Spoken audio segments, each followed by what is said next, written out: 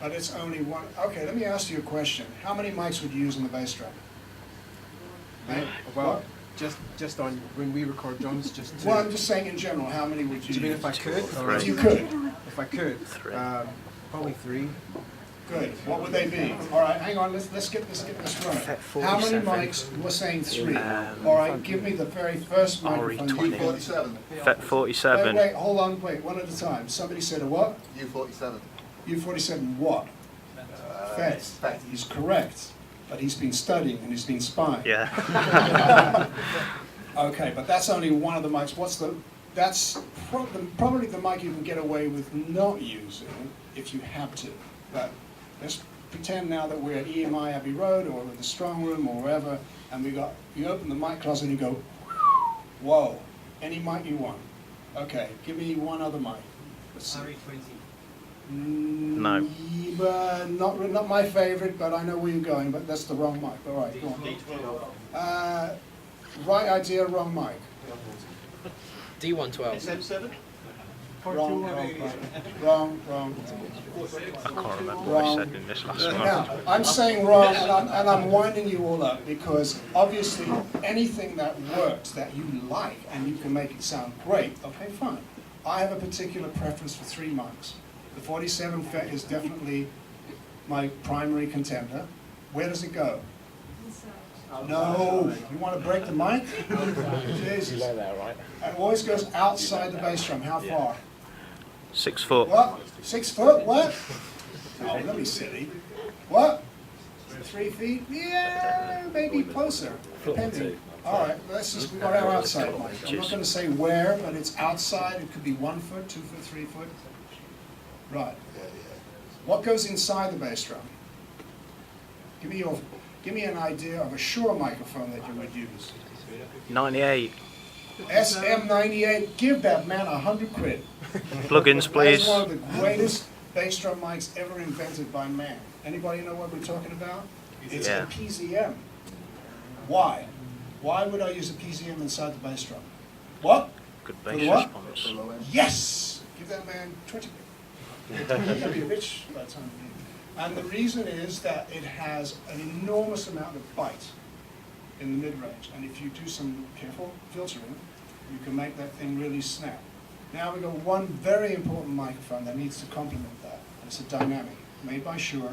You mentioned D112s, you mentioned all of those AKG pieces of garbage. I'm talking Shure, man, I'm talking Shure.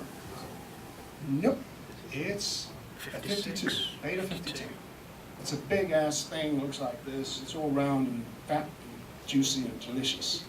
And it's got better bottom end, I think, than the D112s and any of those AKGs. I hate those damn things. But that's me.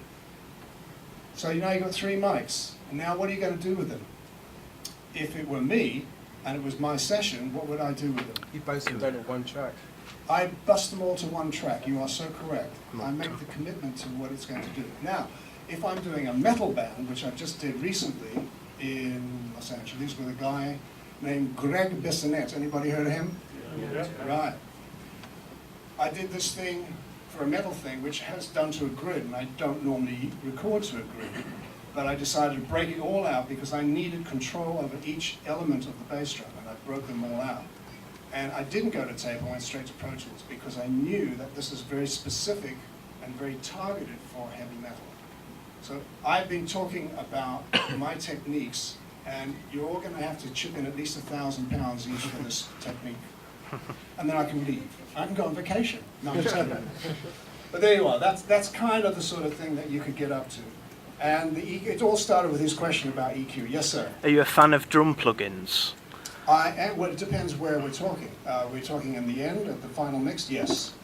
Right. We said earlier that... Say from the start. Not in the beginning, no. Why?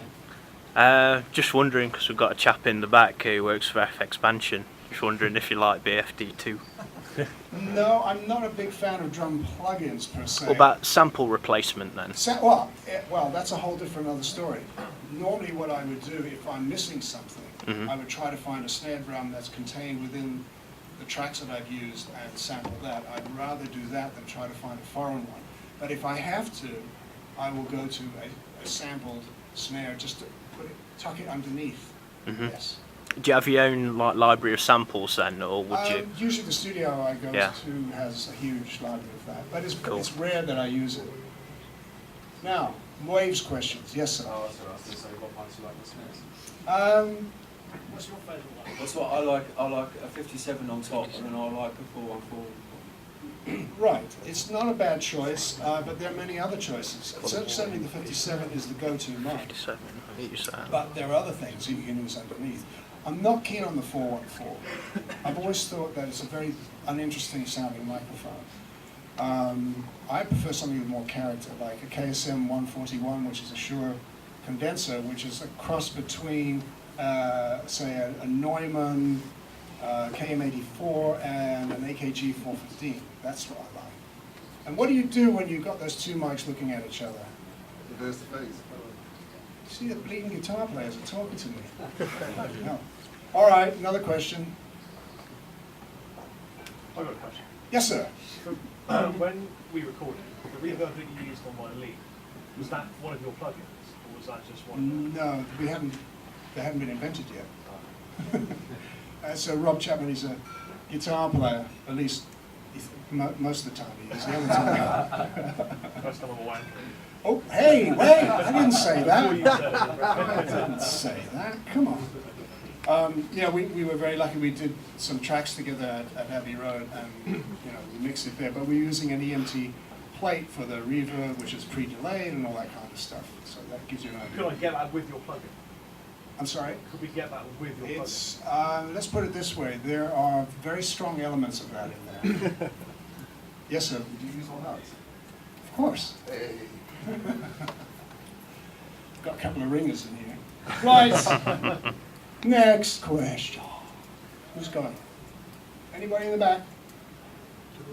Oh, do you want me to go home? Yes, sir. What mics would you use on a guitar? Ah, lovely question about guitar mics. Well, let's go to this magical mystery tour, and we're now at either Strong Room, Metropolis, Abbey Road, you pick it. And you walk into the mic closet, and you have your choice of mics for guitar. What would you use? U47s? No. 67. 57. Wait. Somebody said 67. Who said 67? Ooh, he's been spying. 67 is definitely one. All right, what else we got? 121. Yeah, you've been reading. You have been studying, my friend. Very interesting. We have ways of dealing with people like you. The Bayer M160. Why? It's a bloody marvelous sounding mic. Most of Hendrix's vocals in the early days, and certainly his guitar, was an M160 Bayer. But nowadays there are many other choices. You have the Royer, the 121. Who uses a Royer? Anybody? Can't see any Royers. One guy using a Royer. Two guys. Damn. Thank you. A Royer is a great ribbon mic, which you absolutely need for guitar, because to record a guitar just with a 57 or any other dynamic is cool, but you're going to get one dimension of the sound. The ribbon adds what? Depth and warmth, exactly. All right, so we have a ribbon, which could be an M160 Bayer, or it could be a 121 Royer. We have a 67, but we're missing two other dynamics. What are the favorites? 421 is one, yes, and the Shure mic, what is it? 50, what? 58. 57. So we got 57, a 421, a Bayer, or a Shure 121, and the 67. Four mics. What do you do with them? Where would you put them? Anybody? In the right place. Wherever sounds. That's a very good answer, as a matter of fact. Wherever sounds best. That's a very good answer.